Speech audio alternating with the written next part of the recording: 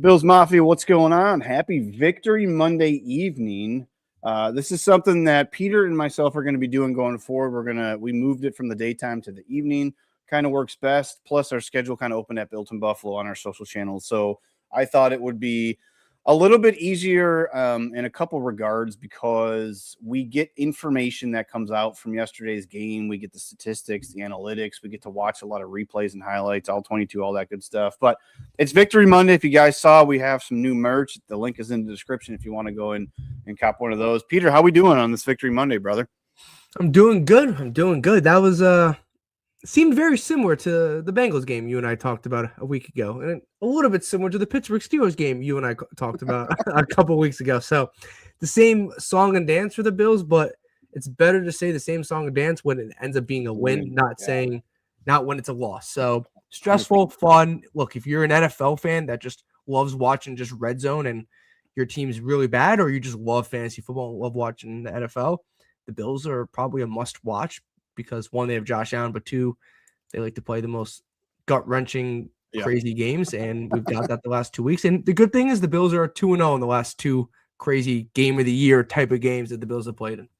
You know, it's funny. I mean, I titled this Cardiac Bills because I feel like that was the theme going around Twitter yesterday. All of my group chats, I have a friend that I've been buddies with for, 30 years. And for the last 2 weeks at about the same time, around halftime, he's like, are we going to get Cardiac Bills?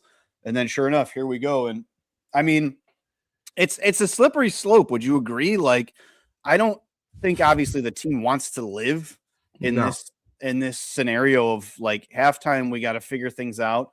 But I do like the fact that going around social media, there's been tons of clips from the Bills media guys that were able to get into the locker room after the game, or at halftime, or after the game, I should say. And a lot of them were saying that the players were saying the same thing. Like there was no panic. There was no sense of, oh my God, what are we going to do? It was chill. It was mellow.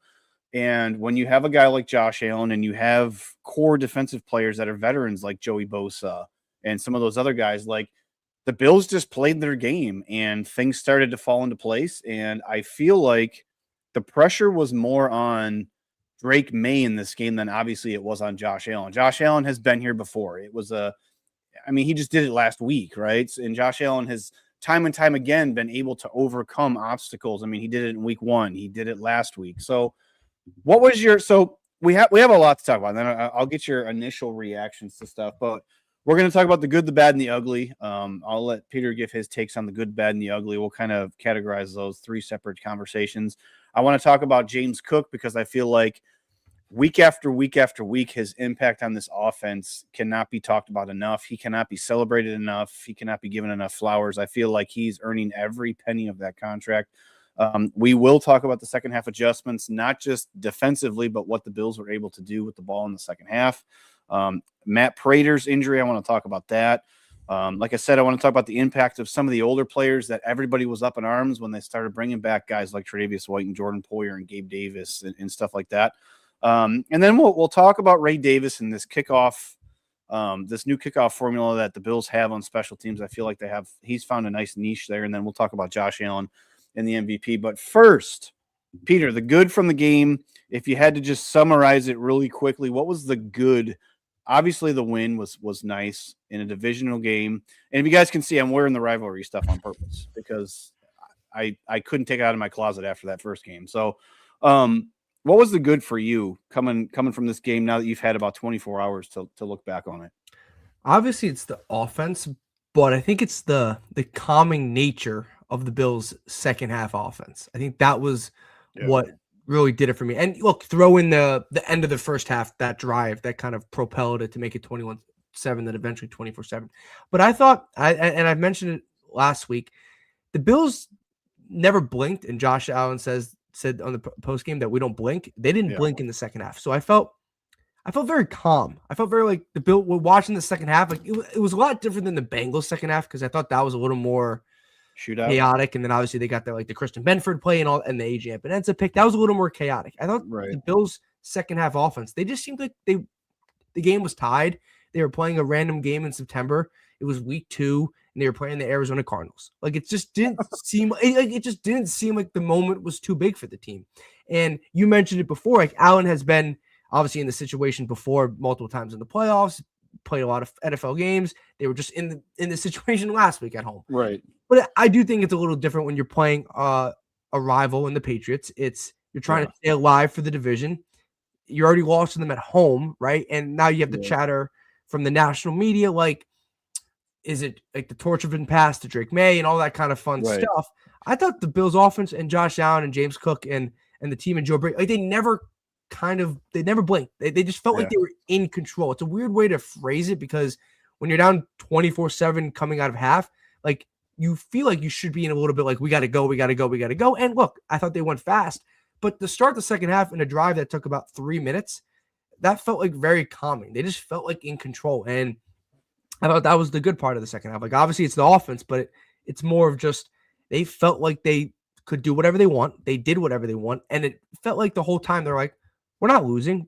It's a tie game right now. And they kept stacking drives and stacking points. And eventually they ended up winning. But they just felt like they were in control. And when a team's down 24-7 or 21-0, like I don't expect the offense to be in control or to feel calm or have that calming nature. You feel like a little bit in panic and just unleash the playbook. They just felt like they kind of did what they had to do. They moved the ball down the field and executed on third downs, a couple fourth downs, and they ended up winning a football game. It felt a little more simpler than it actually looked watching. Yeah, and I can't believe I'm going to praise Joe Brady, but when it was 24-7, I should say when it was 21-0, like the Bills didn't get away from what they're good at, which is running the football. And in the second half, now you had that big kickoff to start the second half by Ray Davis. And we'll talk about that here. And we'll talk about Ray Davis here in a minute. But Joe Brady didn't abandon the run. And a lot of times when teams are down 3 touchdowns, it's like, okay, our passing attack has to get going. We have to get points quick. We got to make up time and points as fast as we can. But the Bills, they understood that the middle of the Patriots defensive line without Milton Williams in there was just not good. And if you watch all those big explosive runs from James Cook, it was right up the middle. It was like they were parting the Red Sea for him up the middle. So I like the fact that Joe Brady understood, okay, we just need to play our game. And it just continued throughout the third. In the fourth quarter, Josh Allen, like you said, he passed when he needed to on the third and fourth, the down and distance, situations, and it worked. And they took some shots downfield. Now, the Brandon Cooks one was kind of, that first one, you got to make that catch. But then there was a couple more times when it looked like Josh was trying to get the ball down the field. So I do like that aspect. All right, let's talk about the bad. What do you have as the bad? And you can probably point to anything that happened on the defensive side of the ball, but just summarize up what the bad was for you from this game. I would say it's the first 2 drives of the game on both sides of the ball. I would say you can say the first half, but I do think the first half, the ending of the first half, especially the touchdown, kind of gave the Bills a little bit of momentum and a little bit of confidence heading into the second half. I would say it's the first 2 drives because on both sides of the ball, obviously defensively, they looked completely unprepared. They looked lost. They looked like they never saw Drake May run before. They were no one was in the right spot. No one was tackling. It was probably 2 of the worst drives I've seen from a McDermott defense in a while. It was really poor defense. And then you kind of follow that up with some very vanilla offense and just kind of took a little while for the Bills offense to get into the game. And when your defense gives up 14 straight points on 2 drives, it's really tough to kind of start slow offensively. And they ended up starting slow offensively. So I would say it was just the beginning of the game. Sorry, it wasn't 2. It was 2 out of the first 3 drives that were touchdowns. The Patriots had a punt, touchdown. But you kind of get my point because the Patriots go 8 plays, 73 yards, touchdown. Bills go 3 plays, 5 yards. They punt. Right. Patriots punt, and the Bills go 3 plays, -5 yards, and then the Patriots go 6 plays, 50 yards, and that's the end of the quarter, and it's 14-0 heading into the second quarter. So you could say the bad was the first quarter. I would say the bad was the first couple series for both teams on both sides of the ball. I just thought the Bills looked unprepared. They weren't ready to play the game. And just defensively, like you had May just running free on multiple plays, guys not in the right zone, right coverage, right spot. And then you also had on the first drive, like that 𝐾𝐨𝐲𝐵𝐿 play, he didn't catch the ball, first of all, Yeah. McDermott needs to be able to challenge that. Like, I don't know why we have no one in the booth. We do have people in the booth. Like, that's their job, is to look at every single play, and they're not doing their job. And thirdly, the NFL should have gave a nice little assist replay, because rightfully Brandon Cooks did not catch that ball. Like, that was the correct call, because Brandon Cooks but that came down so fast. Correct. That's what I'm saying. Assist. Yes. So the Patriots get an NFL assist replay, or whatever, assist, whatever you want to call it, while the Bills don't. So look, the Bills ended up winning the game, but that was frustrating. And the bad. Just you can't start that. I keep saying you can't start that slow. Maybe you can, because they've done it like a lot of times and they've won it a handful of times. I'm just going to keep saying, like, I'm assuming it's going to catch up to you in the postseason, but you just played a team that was tied for the 1 seed heading into this weekend. Now they're the 2 seed behind Denver, but like, maybe it doesn't matter, I guess. But I would say the first quarter, but just the first couple drives. Yeah, I wholeheartedly agree with you 100%. That first half, you can pick whatever you want. You can pick the play calling on offense. You can pick not being able to stop the run on defense. You can pick not being able to get anywhere near Drake May in that first half. And to me, I'm like you said, when you get into the postseason, everyone wants to talk about how this might be the easiest path for the Bills. I don't agree with that at all, because yes, I get Lamar may not make it. Mahomes, obviously, unfortunate that he got injured, but the Chiefs aren't going to make it. Joe Burrow's not going to make it. But look at the defenses that are going to be there. And it's not, I hate this whole, if Josh Allen can't do it this year, when is he going to be able to do it? It's not 1 versus 1. He's not playing Bo Nix. He's not playing Drake May. He's playing the other team's defenses. So the Bills in the playoffs can't afford to start being down 24-7 at halftime, because there's a lot of defenses, especially the Texans. That Texans defense is for real. And you just can't start slow. And to me, it's like, it's been a broken record. Like, the defense, yes, they make the halftime adjustments, which we're going to get into here in a little bit, but for whatever reason, there's no energy to start the game. There's no oomph. There's no, like, that was an impact to set the tone of the game. So to me, that was the issue, was just how the defense came out flat to start this game. All right, let's talk about the ugly. Go off what you one thing. I saw your tweet earlier about the path that the Bills would have, right? Yeah. I think I agree with you in the sense that you're not playing one-on-one. When people talk about Allen's path, they're just looking at who the quarterback is on the other team. That's all it is, right? And you're not going to have Lamar Jackson, right? You're not going to have – oh, actually, no. You might have Lamar Jackson. Yeah. The Ravens can definitely still win the AFC North. So that is not out of the picture. You're not going to have Joe Burrow and the Bengals, and you're not going to have, obviously, Mahomes and the Chiefs, right? Right. Yeah, but, like, Bo Nix is playing really well. Drake May's played really well outside of the second half. Trevor Lawrence looks like a new quarterback with Jacksonville. He went nuclear yesterday. And those, like, look, should the Bills be able to beat those teams? Yeah, I agree. I think the Bills would probably be favored in most of those games, if not all of those games. It doesn't matter where the game is. But like you said, like, Houston's defense is legit. I don't want to see Houston at all. Like, I would rather probably play Baltimore right now than I would rather play Houston. Like, Houston's defense is ferocious. And Denver's defense is very good as well. But yeah, I agree. It's more of like, well, these quarterbacks are not going to be in it. Burrow, Mahomes, and potentially Lamar. So Allen is the best quarterback. That is true. Allen's the best quarterback. It doesn't mean he's the best roster or the best talent or the best supporting cast or the best coach around him. Yeah, and so let me get your what was the ugly part of the game? Like, it's the good, the bad, and the ugly. Like, what was your ugly? Like, we just can't be doing this. Like, what was your ugly part of the game? I would say the run defense, but how about that one play? You stole mine, the run defense. But like, I think that's such an easy answer, and I think it's a fair answer. Like, Rhamondre Stevenson rushed for 6 carries for 50 yards. Like, 8 yards per carry. What did they have? 170 yards in the first half. Yeah, they finished with 246 and 4 rushing touchdowns. You can't do that. And honestly, the pass defense is actually pretty good. Like, the Bills' pass defense is good without Christian Benford either. Like, Christian Benford did not play, and we'll get to, you said the veterans, we'll get to obviously Trey White later. Pass defense has been very good this year. I think it's a very underrated pass defense in the National Football League right now, and you didn't even have your best corner because of a toe injury. This run defense is, it's not even bad. like it's horrendous. Like if this rush defense was 20th in the league, we would be like annoyed about it, but they wouldn't be like a complete liability. This is the worst rush defense we've seen under McDermott and Bean ever. Yeah, like this is abysmal. And that TreVeyon Henderson run was like you take the lead back, you go up 28-24, and you're like, okay, we need a stop, because if we get a stop, we're gonna go score a touchdown. It's gonna be 35-24, and we're gonna win the game. Funny enough, the Bills even didn't get a stop, but the offense ended up scoring anyway, so it didn't matter at the end of the day.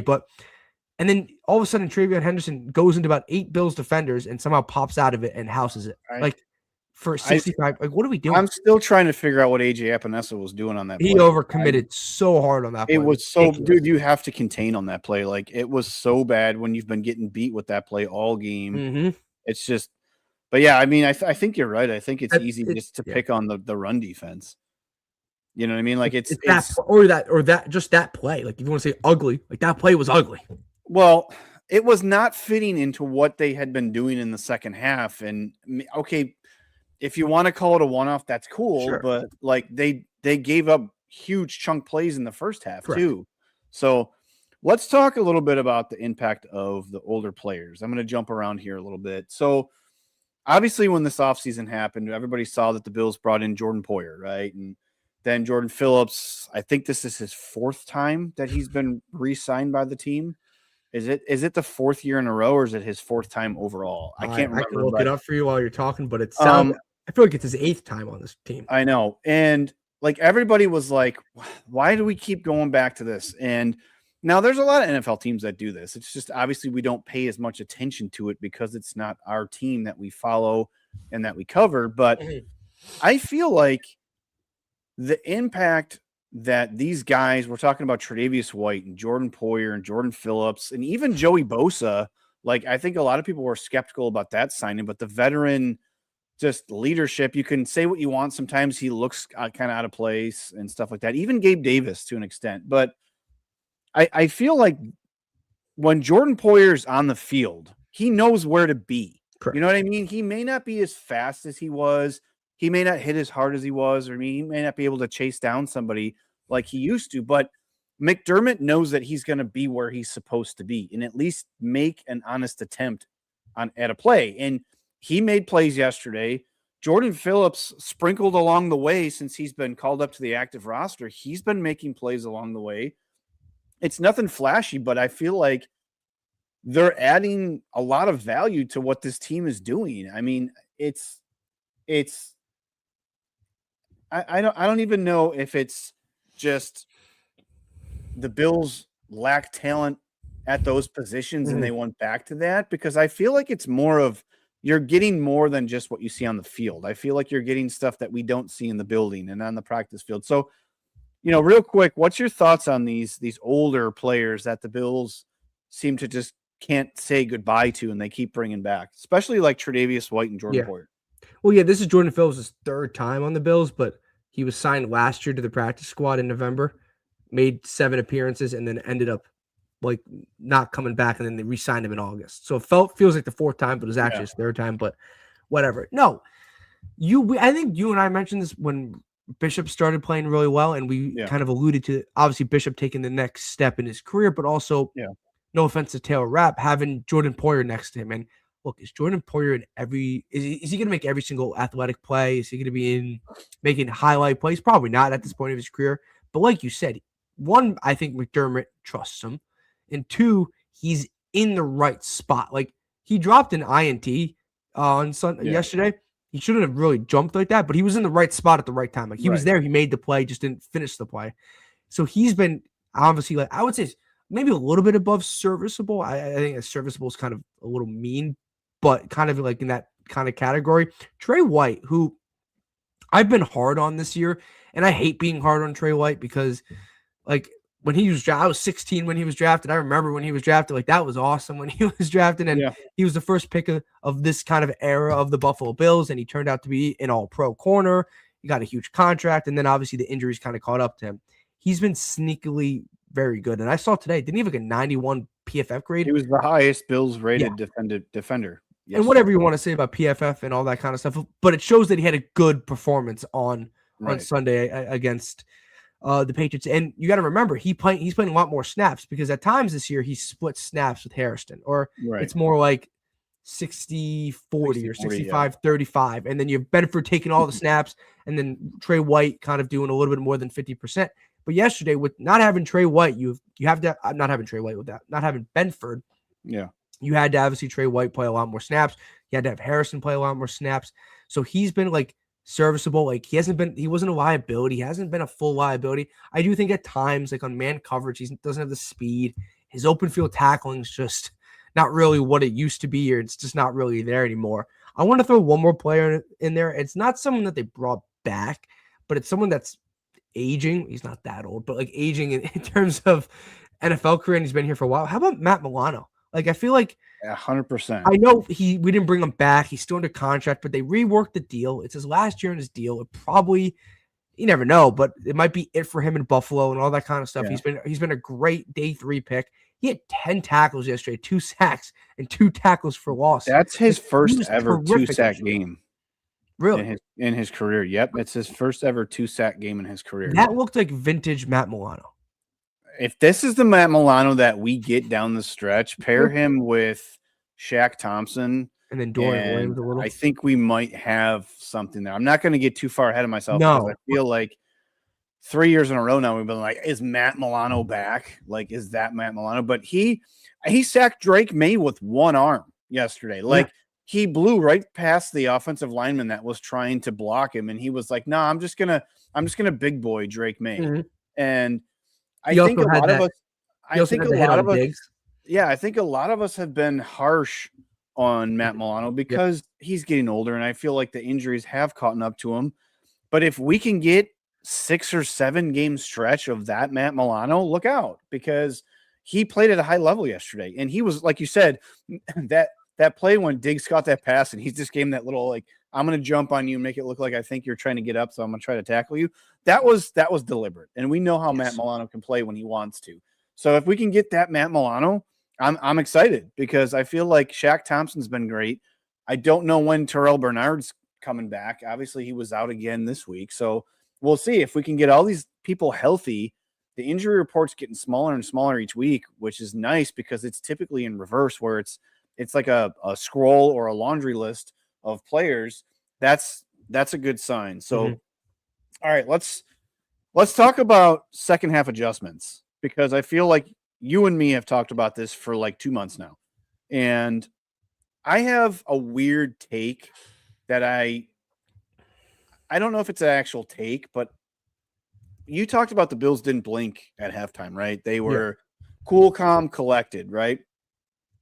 Why do you think McDermott all of a sudden in the second half of these games, pick a game this year, just pick any of them, and the defense looks completely different in the second half?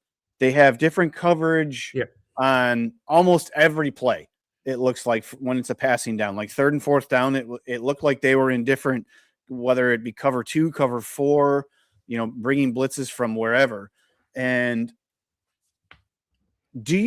I'm not saying this is by design per se, obviously, because you don't ever want to give up 24 first half points, but do you think McDermott is comfortable knowing that, okay, I've seen your hand in the first half, you haven't seen my hand, and that's what you're going to see in the second half? I'm not saying you would go into a game with that game plan, but do you feel like McDermott doesn't always, like, it's a break glass in case of emergencies second half game plan that he breaks out because what he had installed initially is not working, or he's playing chess? Like, show me what you got, give me all your best stuff. If we can handle it, fine. If we can't, we're gonna make adjustments. Now, obviously, you can't live like that, but is that something? Have you ever thought about that way? Because this goes back years with McDermott in this Bills defense. There's been plenty of times when you can look at a game and pinpoint McDermott's calling plays. Back even when Leslie Frazier was here, it's like McDermott's definitely calling plays. The defense looks more aggressive. They're blitzing in all these, obscure packages. The coverage is different. They're playing more man physical style that McDermott likes. And I don't know, like that game yesterday in the second half, if you watch the all 22, there's so much going on with the Bills on defense pre-snap and then even post-snap. guys are all in the right spot. And it was confusing to a young quarterback to try to figure that stuff all out. Because if you look, I think Drake May was like 5 for 13 or something like that in the second half. Mhm. And he just looked all out of sorts. And he had some time. And there was a lot of times where it was like the coverage beat the New England Patriots. Like he had nowhere to go with the ball, and he just decided just to throw it in an area where there was a guy because everybody was covered. So what's your thoughts on this second half adjustments? We don't have to talk too much about the offense. We kind of touched on that earlier, but what's your thoughts? I mean, is this a slippery slope to live on where you're going to rely on second half adjustments? Like you said to open the show, like this is the cardiac Bills. Like we've done this now. How many games where, it's halftime and we're like, all right, McDermott will figure it out. They're gonna be a different team at halftime. So what's your thoughts? Am I allowed to say I have no idea? Because you kind of like I have no idea what's going on. You can't live in a world where I assume you're down double digits at halftime going into the postseason, playing teams with better defenses, and you might not be able to have these offensive opportunities. I don't understand how McDermott just weathers the storm, comes out in the second half, and it's a completely different team with the same players. It's the same guys out there. They're just in different spots and they're doing different things. It's like they need to get punched in the mouth and embarrassed for a first half. And then McDermott has to say like 2 things and throw a chair in the locker room. And they're like, okay, now we can play football? Like I don't know what it is. And you mentioned McDermott calling plays and all that kind of stuff. And I don't know. And I agree. I think the second half of these games, and I think we saw it yesterday. I think we saw it against Cincinnati. We saw it against Pittsburgh. We saw it against Atlanta. We saw it against Houston. Yeah. There's been a million games where we saw it. And not all of them were wins. Houston and Atlanta were both not wins. So it has not worked a handful of times. Right. But you talked about him calling plays.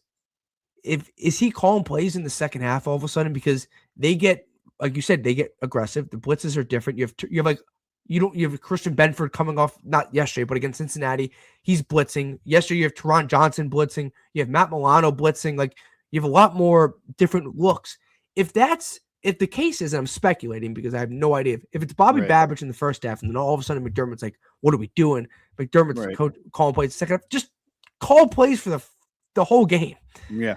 Like, just I know he's the head coach and he has a lot of other responsibilities, but you have Josh Allen as your quarterback, and they clearly trust Joe Brady enough. If you have Josh Allen as your quarterback, it's not a rookie. You're not mentoring a rookie over there where you need to like hold his hand on the sideline. Right. Like, Josh Allen knows what the heck he's doing. Like, let Josh Allen and let Joe Brady, because if it's not going well, Josh Allen's probably going to tell Joe Brady what's going on and what's not working and all that kind of stuff. Josh Allen has, I would say, a pretty good amount of pull on that offensive side. Let McDermott run the defense. Let him call the plays, because I know McDermott's defenses get a bad rap. I also think McDermott's DCs that he's hired have gotten a bad rap because he's hired poorly at DC, in my opinion. Like, I think when he calls plays, he's been very good. And I know Leslie Frazier had good times. There were some very good years under Leslie Frazier, but we remember the Cincinnati playoff game when they decided to play soft coverage about 85 times and ended up costing them. Yeah. I do think this team defense is better when McDermott calls plays. I have no idea if he calls plays in the second half, and it looks like he does. I just think they're better when they just don't sit in a soft zone. And like, I think they're better when they're aggressive. Yeah. And I know McDermott likes to be conservative at times, and sometimes his defenses are conservative. But when you're down 24-7 and start the second half, you can't be conservative on defense. You got to get the ball back. You got to get quick stops.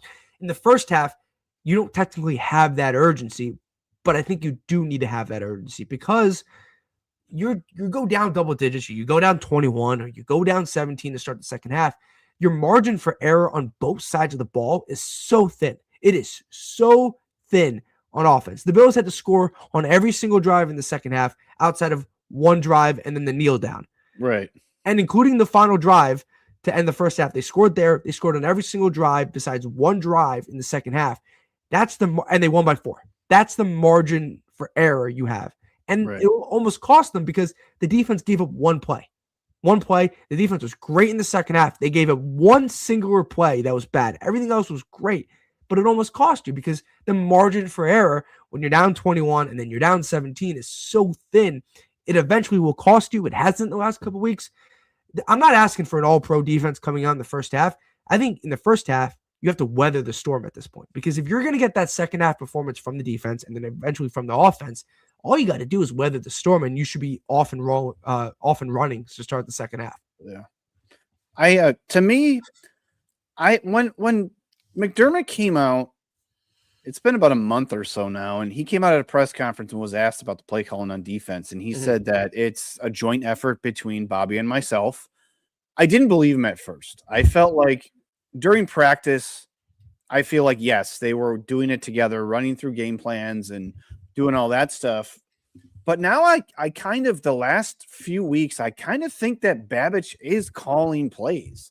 I feel like the way these games have started, I think Babich is definitely calling the plays either early on, and then maybe McDermott's taking over at halftime, because I think that McDermott is loyal to a fault.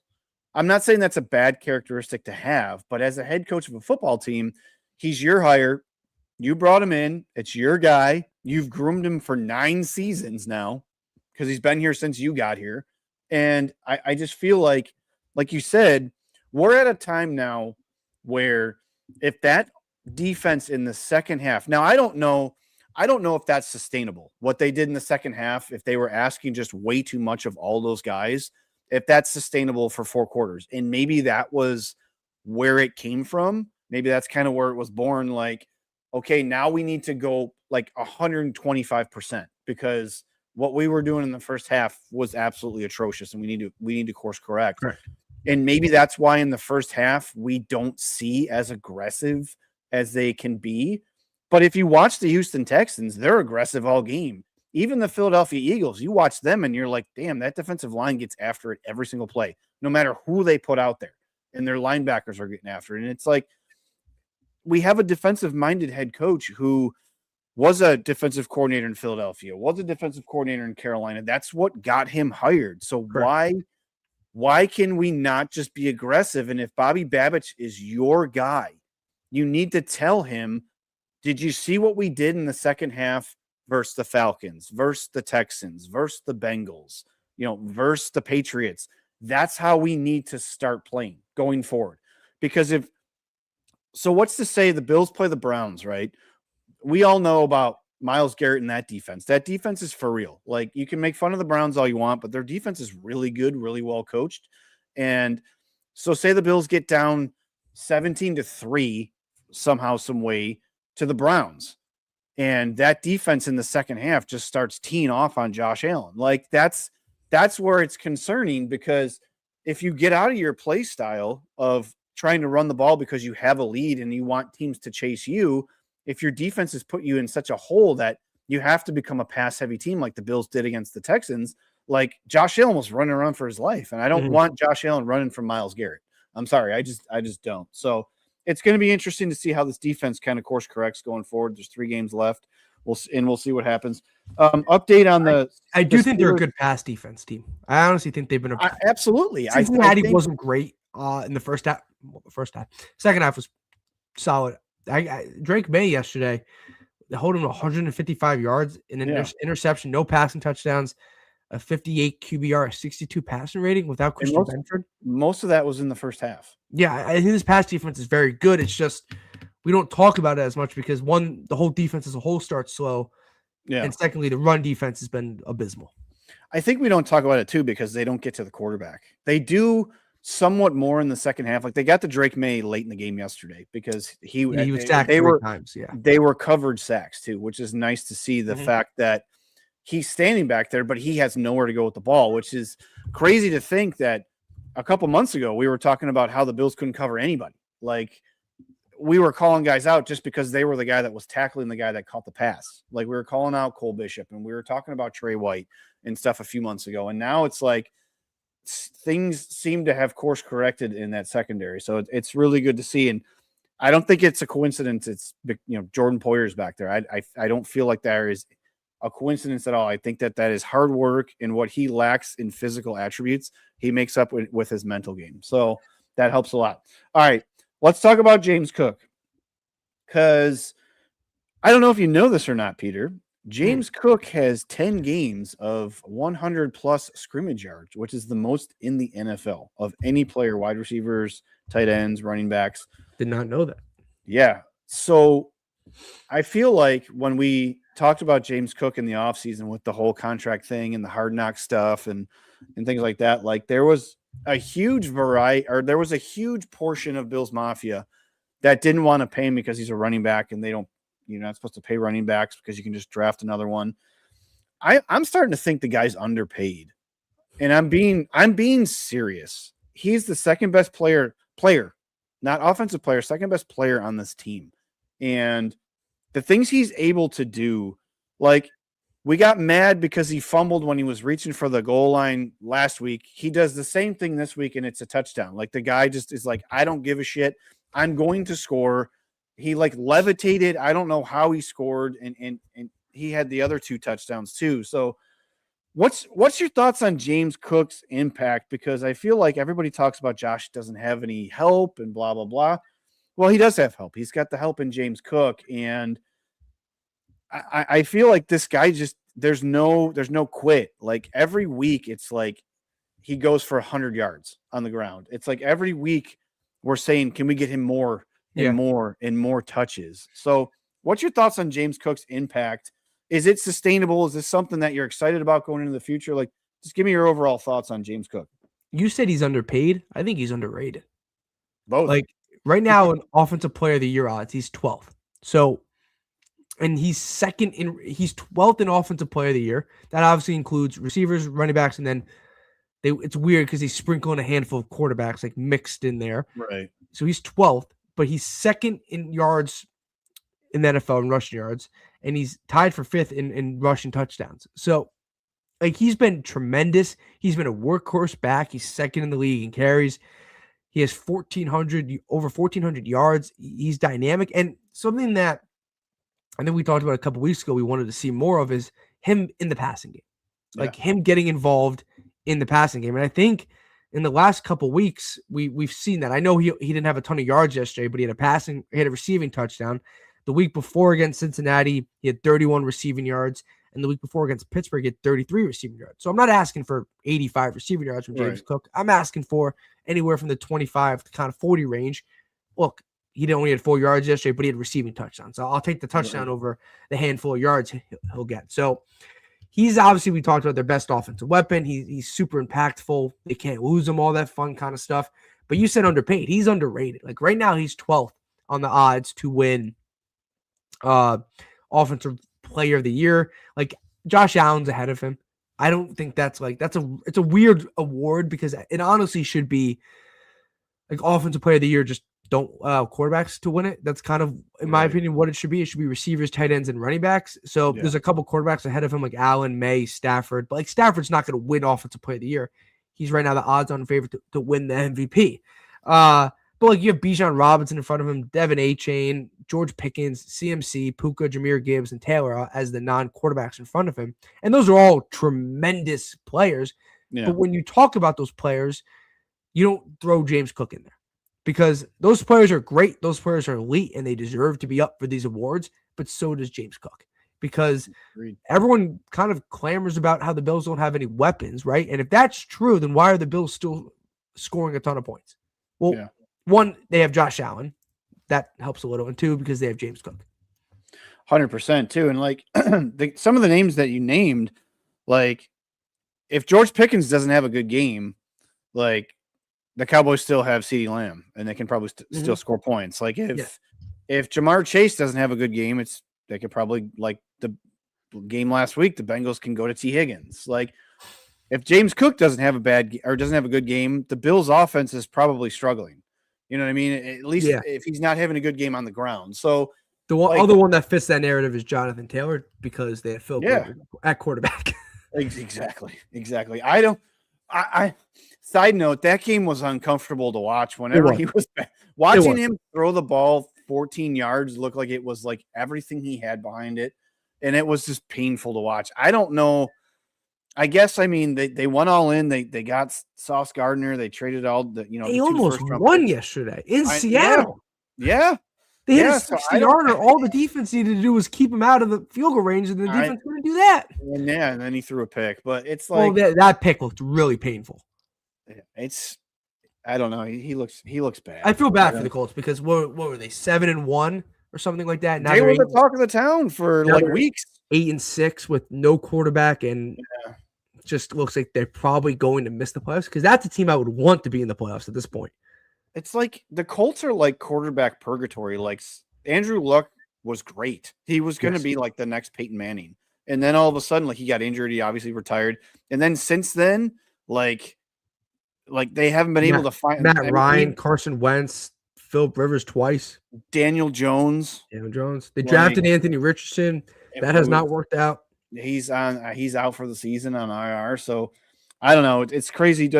One final thing on James Cook is I feel like you talked about the passing game, and this is just me. I don't have any, firsthand information, but I feel like it's not a coincidence that they're starting to just kind of roll out a little bit more pass plays with him. And it has nothing to do with hearing the noise of what we were all saying all season. I think that it's been there. I feel like it's just, okay, let's kind of hold on to things. If we need something, let's do it. But I feel like as the season's going to keep going, you're going to see more of James Cook involved. And not just James Cook, but I feel like Ty Johnson's, he's been getting sprinkled in more touches as the season's been going. There was a time through like 4 or 5 games where he had like 3 or 4 touches. Mm-hmm. And now it's like every drive or two, like they'll get him sprinkled in there. He was in there in a goal line situation yesterday. So I feel like game-winning carry on 3rd down. Yeah. I mean, they trust these guys, and it's going to be interesting to see how they roll them out the rest of the season. So Ray Davis. So Devin Hester, you mean? Ray Davis leads the NFL in kickoff return average. It's crazy. And he doesn't look like, is it just me or does he not look like a prototypical kickoff returner? Like he's short and stocky. I don't want to say he's short, but when he gets the ball, it's like explosion. Like right after he catches the ball, it's like he's just knows where to go. And you know what's very telling about the Bills and Chris Tabor have spent a ton of time on special teams is that Reggie Gilliam. Have you noticed this? Reggie Gilliam's back there. He's not there to catch the ball. No. He's there and then to block a guy. Yeah, he's there, and Ray Davis is like, all right, where are you going? I'm following you. Wherever you. Reggie Gilliam needs to be in the Pro Bowl, man. Like at least, like he needs to be a lifelong Bill. That's what he needs to be. Like that guy should never until the wheels fall off. He should always be a Bill. It's like the 𝐾𝐨𝐬 Like he's getting up into that. Like I don't need you to carry the ball. I just need you to smash people, and that's what he does. And he's been awesome. So, what's your thoughts? Is this a spot where we could see Ray Davis a little less than what the little bit of carries and touches he's been getting?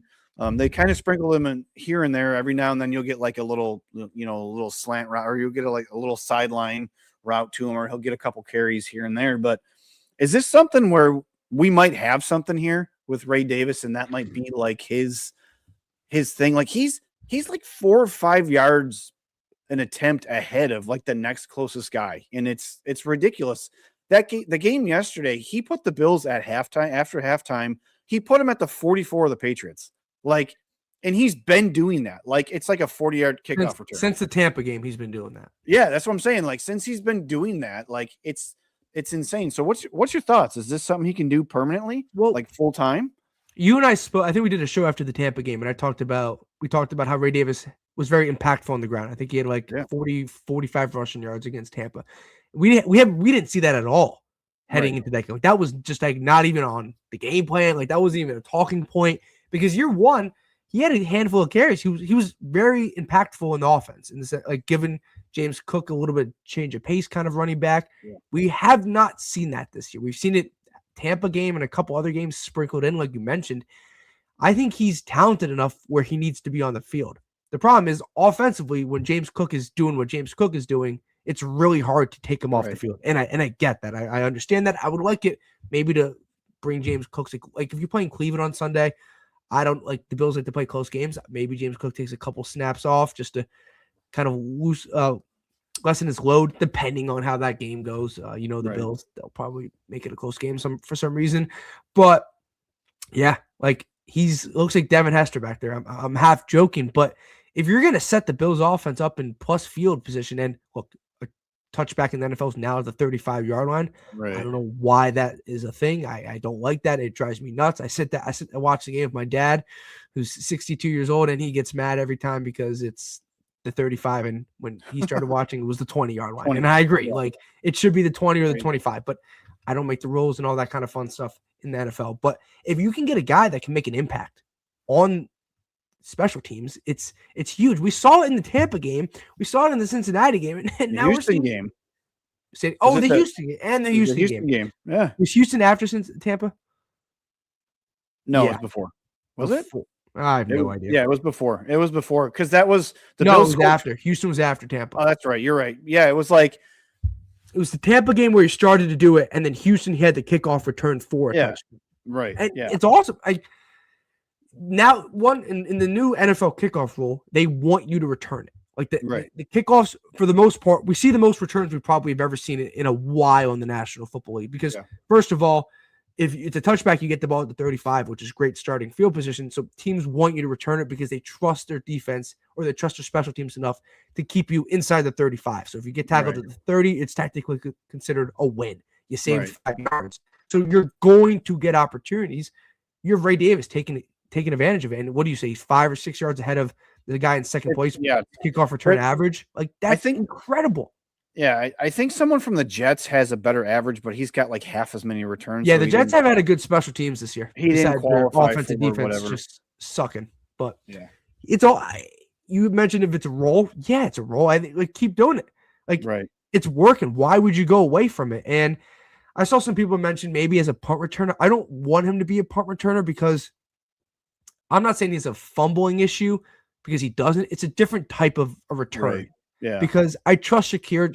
At this point in the NFL, punt returns are kind of almost a non-factor. You see a couple, like Jalen Lane yesterday for the Commanders had a punt return for a touchdown, but that's against a really bad team in the Giants. Like against good teams, punt returns don't really happen.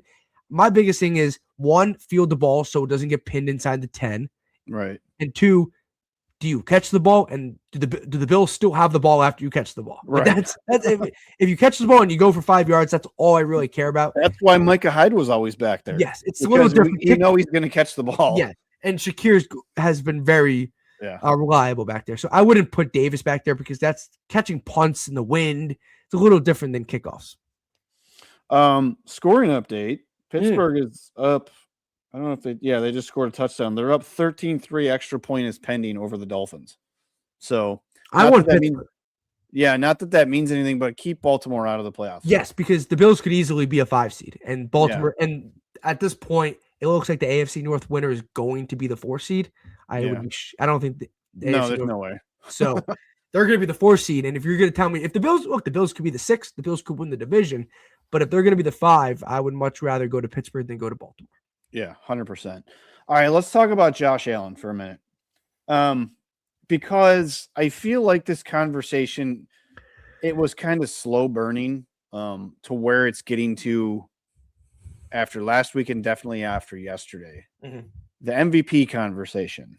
Now you're gonna get your constant noise from the Ravens fans, now the Patriots fans because of Drake May. Mm-hmm.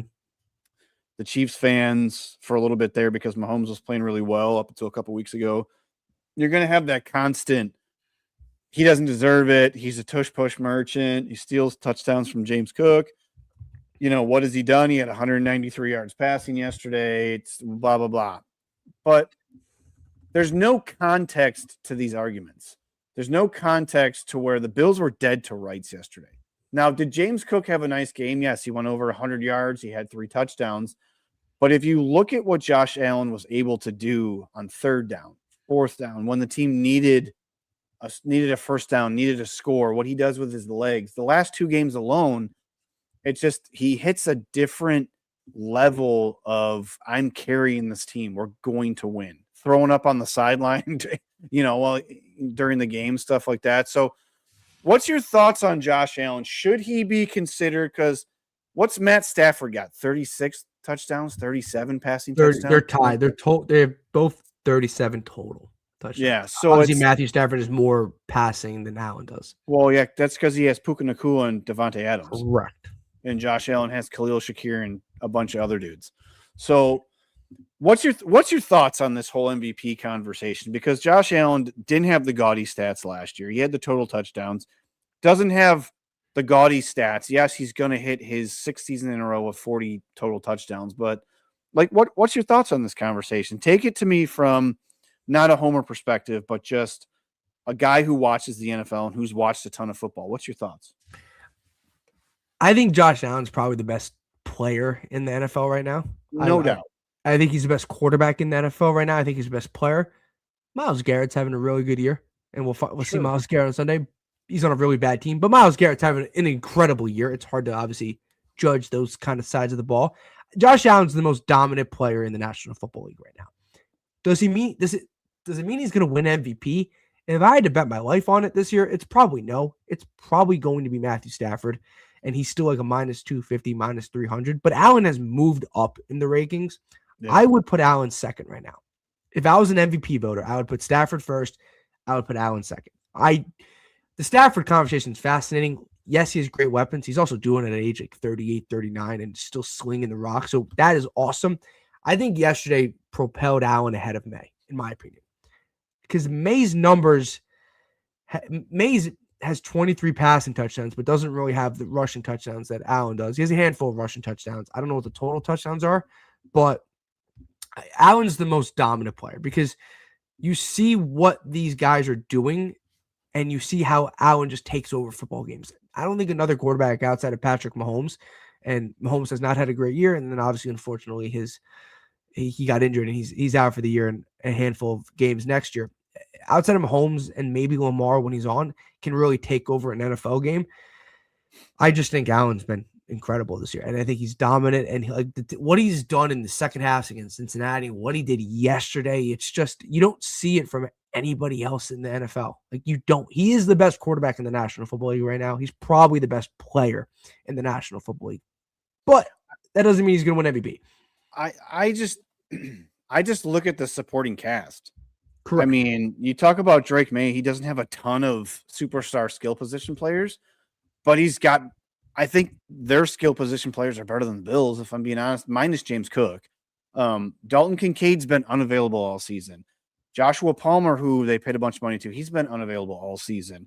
Keon Coleman's been inactive for 2 games for disciplinary reasons. Curtis Samuels, he's no longer here. They brought in, Brandon Cooks because they tried to figure that out.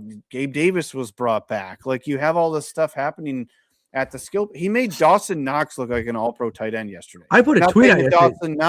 Not saying that Dawson Knox is not a good tight end and has a good rapport with Josh, but he made Dawson Knox look like an all-pro tight end yesterday. Like he just did whatever he wanted to do.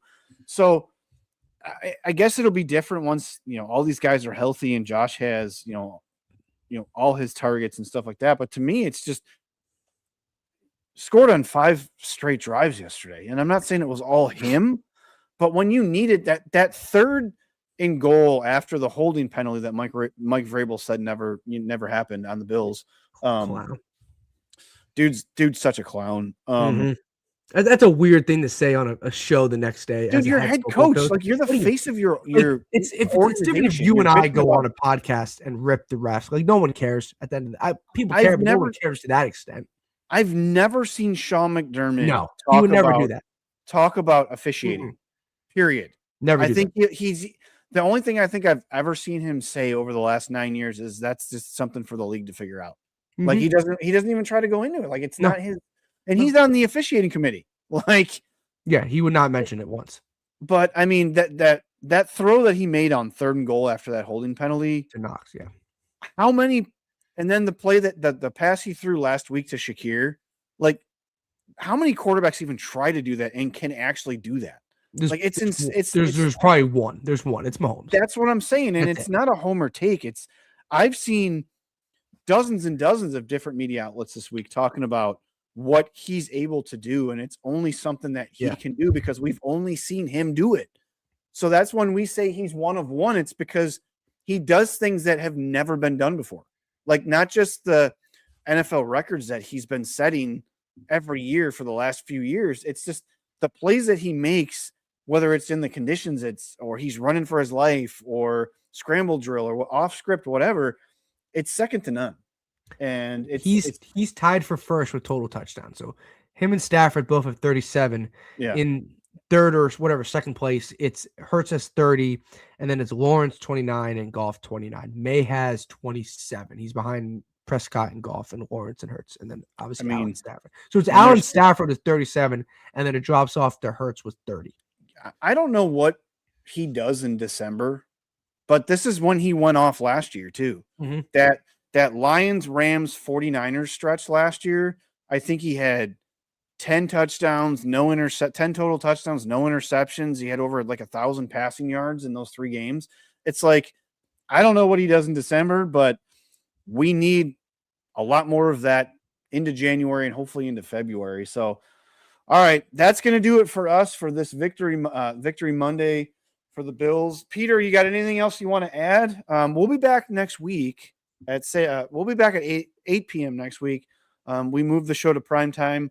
It just worked out better for, Peter and myself. So, Peter, anything else you want to add before we get out of here? Did you see the video of Jordan Phillips yelling at fans? Oh, I love it. I can't say it out loud what he said because I will get us banned and I might get canceled. Oh, we forgot to talk about the kickers. Oh, Matt Prater? Mm-hmm. Yeah. I don't know who's kicker anymore. I mean, what are you doing on Sunday? I can miss field goals for $500,000. If you want to pay me $500,000, I can start shanking field goals left and right. A lot of people are saying this isn't a big deal. It's a little concern. I don't think Matt Prater's been great this year. No, but he's serviceable. At this time of the year, you don't want your kicker getting injured. When it's winter and it's like you need a guy that can make a 45-yard kick in cold weather. That's going into the postseason. Well, the problem is, let's just think of the regular season, what the Bills have left, right? You go to Cleveland on Sunday. That's going to be a gross weather game. And then they host Philly and they host the Jets in Buffalo. Those are going to be gross, cold, windy games. Like, it's not Miami in August. Like, it might forget about the postseason for a second. 3 regular season games are going to be gross. And I'm expecting, I know the Bills are, what are they, 10-point favorites over the Browns? Yeah, I saw it today at this. I feel like it's going to be a lot closer than that. Oh, of course. And then the Eagles game, I feel like it's going to be a slugfest. Yeah. And without having the guy who's been kicking for you all season, because he's got the rapport with the holder, we forget if they bring a new kicker, and that doesn't mean he's worked well with the holder before. There's going to be close games, and then you go into the postseason. The postseason games are always close. There's not a ton of times when it's just a blowout, right? No. Denver last year about it. I mean, the wild card, but then you get the divisional and championship and stuff like that. I think this could be not a huge issue, depending on who they bring in. I don't know who's readily available. Well, there's one big name out there, and I'm not going to mention it out loud because of like things he did off the field. I was texting with Lance about it before. I don't know if I know he worked out for the Saints a couple. The Colts. What are you talking about? Justin Tucker. No, I don't. I don't think the Bills want any part of that. I'm not saying. That's why I don't want to say it, because now I'm making you look bad. I'm not arguing for Justin Tucker. I'm not arguing, and I'm not going to mention anything he did off the field because obviously he was suspended for 10 games. That is the name off the field because when he's on the field, he's one of the best kickers of all time. The Bills won't do it. I just don't even want to go there because I don't even know how serious this injury is, because I heard nothing until like today, actually. Who do they go with? It's not going to be Tucker. That's the first person I thought of because it's Justin Tucker and he's very good. He's also not a great guy. So, I mean, that's the thing though. Like the Bills haven't had a kicker issue up until this year where they had to be like, all right, Tyler Bass.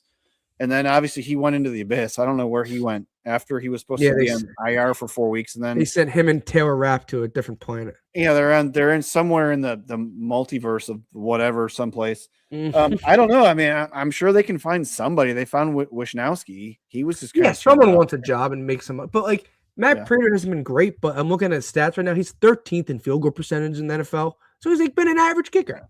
He's been fine. Just score touchdowns. Don't punt. And don't but I don't know who it is. It's not Justin Tucker. So Ray Davis can kick extra points. Say again? Ray Davis can kick extra points, right? Yeah. I honestly have no idea who it's going to be. Yeah. Look, it's not Justin Tucker. So no one get mad at me on social media. I'm not advocating for Justin Tucker. I know he's not a good person. I know. Don't say his name anymore. It's like, don't even do it. Like, but I don't honestly, and I believe that there's the 99.9999% chance the Bills would not even. He did get worked out by the Colts and the Saints, I believe. Yeah, but the Saints are a train wreck. They're not going anywhere. So if Colts, you need a guy, when they worked him out 3 weeks ago, Daniel Jones was still healthy, and that team was still a playoff team. That's true. I don't know what that means. I don't know what that means. But I think the Colts ownership, I think that she doesn't care. She just wants to win I don't games. think she cares. You know what I mean? I think she's just like, how can I make this team win games? I don't care about the outside noise. Blah blah blah blah blah. Let's go win games. We went all in on Sauce Gardner. We have to figure out how to win games and save face here. So I don't know. Who's a free agent? I looked up free agency and kickers and it just doesn't work because it's like it could be some dude that's on a practice squad for the Giants right now. Who knows? Like you know what I mean? Who's on the Giants practice squad? He's the one that kicked the ground before he kicked the ball. I'm just saying, like there could be somebody that's on a practice squad. That we don't even know who they are, and they'll bring in 3 guys, and we'll have some dude kicking on Sunday that we have no idea who they are or where they came from. And it stinks on a championship contending team that we're talking about. Yeah, here come kick for the Bills were very important games. You're not kicking for the Saints indoors in the meaningless games. Someone's getting the job. On that note, thank you, Peter, for ending us on a positive note. On that note, that's Peter DiBiase. We'll be back here next Monday. This is First and 5. See you guys next week. As always, go Bills. Go Bills.